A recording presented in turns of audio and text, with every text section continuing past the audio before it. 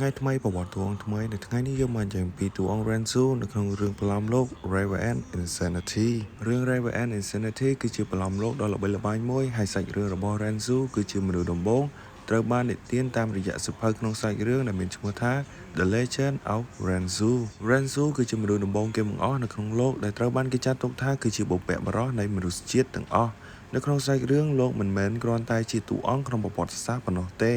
ប៉ុន្តែដំណើររឿងរបស់គាត់គឺជាគម្ពីរដែលបង្កប់ទៅដោយទស្សនវិជ្ជាធម្មជាតិនិងអាថ៌កំបាំងនៃអំណាច Gu ដំណើររឿងសំខាន់ៗរបស់ Renzu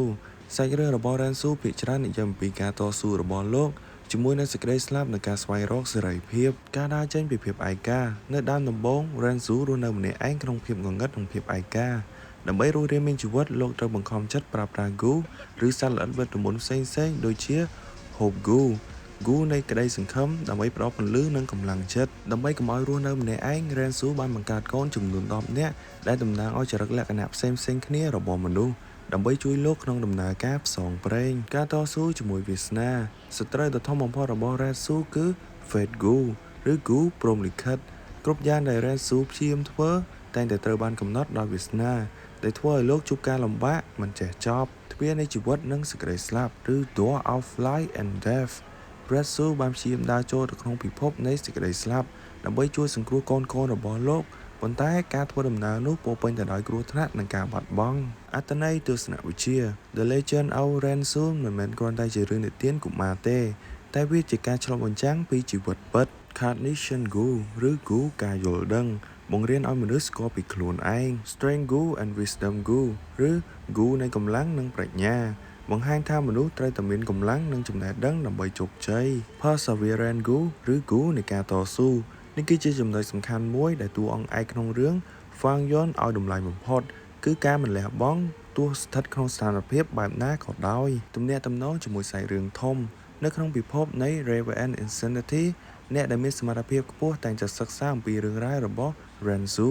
ដើម្បីយល់ដឹងពីវិធីឬក៏ path ថ្មីដើម្បីបង្កើតក្បាច់គុណខ្លាំងសូម្បីតែរូបកាយរបស់កូនRenzu ទាំង10ក៏ជាប្រភេទរូបកាយពិសេសឬ Extreme Physics ដែលមានអំណាចខ្លាំងបំផុតនៅក្នុងពិភពលោកផងដែរសរុបមក Renzu គឺជាតំណាងនៃស្មារតីមនុស្សជាតិដែលមិនព្រមចុះចាញ់នឹងព្រហ្មលិខិតទោះបីជាត្រូវឆ្លងកាត់ការឈឺចាប់យ៉ាងណាក៏ដោយប្រភពកំណើតឬ WC Outline តាមរឿងនិទាន Renzu មិនមែនកើតមកមានឪពុកម្ដាយដូចមនុស្សទូទៅទេប៉ុន្តែលោកបានដើរចេញពីសមុទ្រខៀវនៃជីវិត